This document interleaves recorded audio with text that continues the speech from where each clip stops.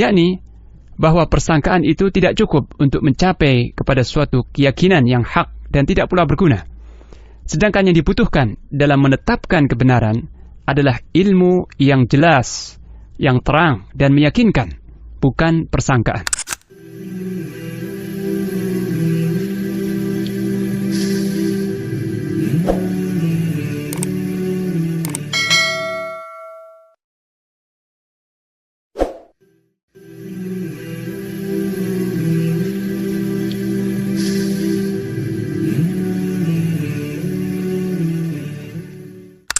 السلام عليكم ورحمة الله وبركاته. إن الحمد لله نحمده ونستعينه ونستغفره ونعوذ بالله من شرور أنفسنا وسيئات أعمالنا. من يهده الله فلا مضل له ومن يضلل فلا هادي له. أشهد أن لا إله إلا الله وحده لا شريك له وأشهد أن محمدا عبده ورسوله صلوات الله وسلامه عليه وعلى آله وصحبه ومن اتبعهم بإحسان إلى يوم الدين. Amma ba'd. Kaum muslimin rahimakumullah, para pendengar yang budiman, Allah subhanahu wa ta'ala berfirman dalam surah Yunus ayat 34 hingga 36.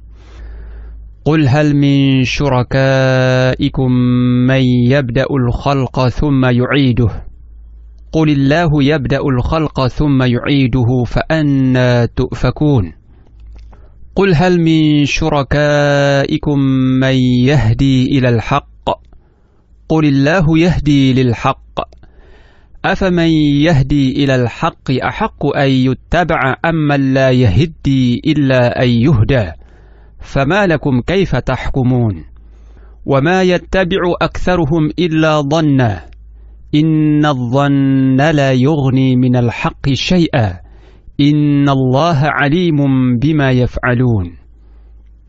yakni, katakanlah wahai Muhammad kepada orang-orang yang menyekutukan Allah itu, apakah di antara sekutu-sekutu kalian ada yang dapat memulai penciptaan makhluk kemudian menghidupkannya kembali setelah mati? Katakanlah, Allah lah yang memulai penciptaan makhluk, kemudian Dia menghidupkan mereka semua kembali setelah kematiannya.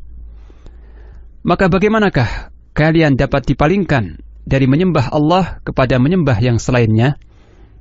Katakanlah wahai Rasulullah, apakah di antara sekutu-sekutu kalian ada yang dapat menunjuki kepada kebenaran? Katakanlah, Allah lah yang menunjuki kepada kebenaran. Maka manakah yang lebih berhak diikuti? Allah yang membimbing kepada kebenaran, ataukah orang-orang yang tidak dapat membimbing bahkan perlu dibimbing? Mengapa kalian berbuat demikian? Bagaimanakah kalian mengambil keputusan? Dan kebanyakan dari mereka tidak mengikuti kecuali persangkaan belaka.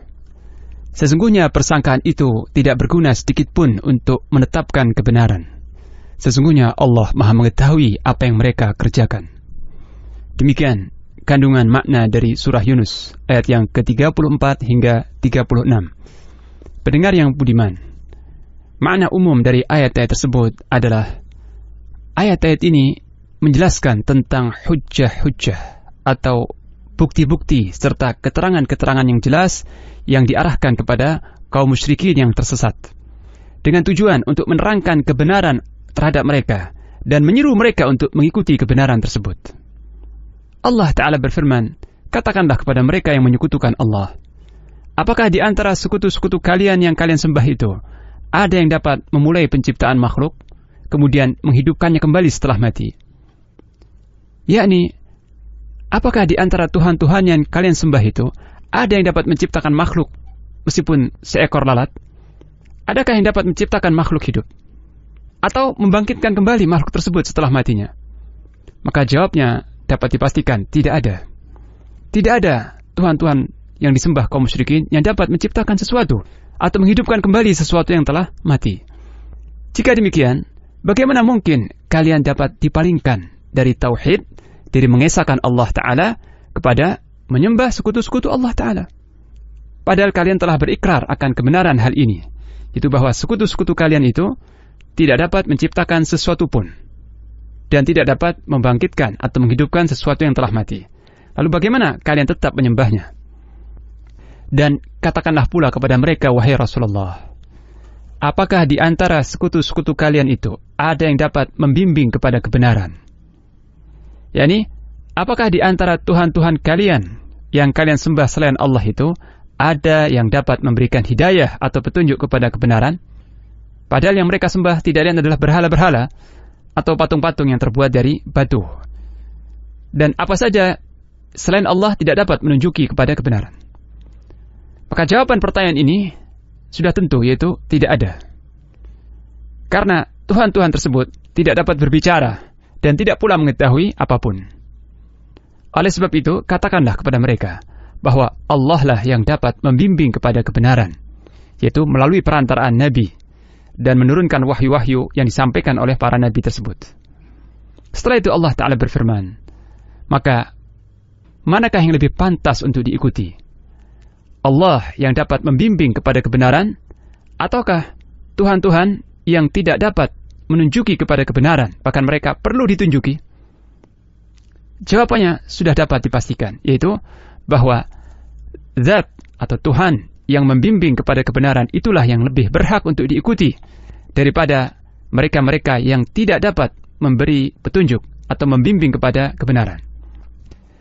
Jika telah nyata demikian, lalu mengapakah kalian, wahai kaum musyrikin, tidak bertakwa kepada Allah? Kalian tidak menyembah Allah semata. Maka esakanlah Allah, berimanlah kepada Rasulnya sallallahu alaihi wasallam dan kepada kitabnya, niscaya kalian akan mendapatkan petunjuk. Tinggalkanlah Tuhan-Tuhan kalian yang tidak dapat menunjuki kalian kepada kebenaran, bahkan mereka butuh untuk dibimbing.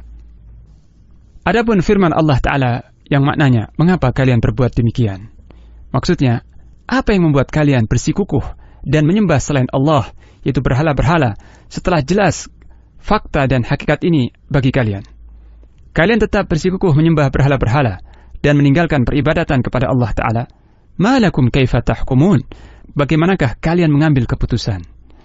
Maksudnya, keputusan apakah yang kalian ambil ini? Kalian mengambil keputusan dengan mengikuti yang tidak dapat memberi petunjuk dan meninggalkan peribadatan kepada Zat yang menunjuki kepada kebenaran, yaitu Allah Ta'ala. Keputusan apa ini? Kemudian Allah Ta'ala berfirman, وَمَا يَتَّبِعُ أَكْثَرُهُمْ إِلَّا ظَنًّا, dan kebanyakan diri mereka itu tidaklah mengikuti kecuali persangkaan-persangkaan semata. Yakni, orang-orang musyrik itu tidaklah menyembah berhala-berhala itu kecuali berdasarkan persangkaan saja. Artinya, mereka tidak yakin bahwa berhala-berhala itu adalah Tuhan yang benar, yang patut disembah. Makanya Allah Ta'ala berfirman, Inna dhanna la yughni minal haqqi syai'a. Sesungguhnya persangkaan itu sedikit pun tidak berguna untuk mencapai kebenaran. Yakni, bahwa persangkaan itu tidak cukup untuk mencapai kepada suatu keyakinan yang hak dan tidak pula berguna. Sedangkan yang dibutuhkan dalam menetapkan kebenaran adalah ilmu yang jelas, yang terang dan meyakinkan, bukan persangkaan. Adapun firman Allah Ta'ala, Innallaha alimun bima yaf'alun, sesungguhnya Allah Maha mengetahui apa yang mereka perbuat itu. Ungkapan ini mengandung ancaman yang keras terhadap kaum musyrikin, dikarenakan kebatilan dan penentangan mereka yang terus-menerus terhadap kebenaran setelah jelas bagi mereka. Sehingga nanti mereka akan dibalas setimpal, dengan balasan yang setimpal dan sesuai dengan kezaliman dan penentangan mereka terhadap wahyu Allah Ta'ala. Kaum muslimin rahimakumullah, dari ayat 34 hingga 36 dari surat Yunus ini, kita dapat mengambil beberapa pelajaran penting, yaitu pertama, penetapan tauhid, yaitu keesaan Allah Ta'ala, melalui penjelasan tentang batilnya sesembahan-sesembahan palsu, yang para penyembahnya telah mengakui bahwa sesembahan mereka tidak dapat memulai penciptaan, tidak dapat menciptakan makhluk apapun, dan tidak dapat menghidupkan kembali makhluk yang telah mati, serta tidak dapat menunjuki kepada kebenaran. Sebaliknya, Allah Subhanahu wa Ta'ala dialah yang memulai penciptaan seluruh makhluknya, dan dialah yang nanti menghidupkan seluruh makhluknya setelah kematian, dan dialah satu-satunya yang menunjuki makhluknya kepada kebenaran. Kedua, membatalkan ketetapan yang rusak dan batil, tidak mengakuinya, dan wajib dilakukan koreksi terhadapnya. Yakni ketetapan kaum musyrikin yang menetapkan bahwa sesembahan palsu itu berhak diibadahi dan berhak disembah, ini adalah hukum yang batil, ketetapan yang salah dan keliru serta sesat, maka wajib dikoreksi dan tidak boleh dipertahankan. Sebagaimana firman-Nya, "Malakum kaifa tahkumun?" Bagaimana kalian dapat menetapkan, mengambil keputusan yang keliru seperti itu? Pelajaran yang ketiga, sesungguhnya persangkaan-persangkaan dan dugaan sama sekali tidak dapat menuntun kepada kebenaran. Hanya ilmu yang jelas yang bersumber dari wahyu sajalah yang dapat menuntun manusia kepada kebenaran. Pelajaran ketiga, pentingnya mengikuti Rasul, karena dialah penyampai wahyu dari Allah Ta'ala kepada umat manusia. Pendengar yang dirahmati Allah, inilah sekilas tafsir dari surah Yunus ayat 34 hingga 36. Semoga Allah Subhanahu wa Ta'ala menjadikan kita termasuk orang-orang yang mendengarkan perkataan yang terbaik, yaitu Al-Quran, lalu mengikutinya.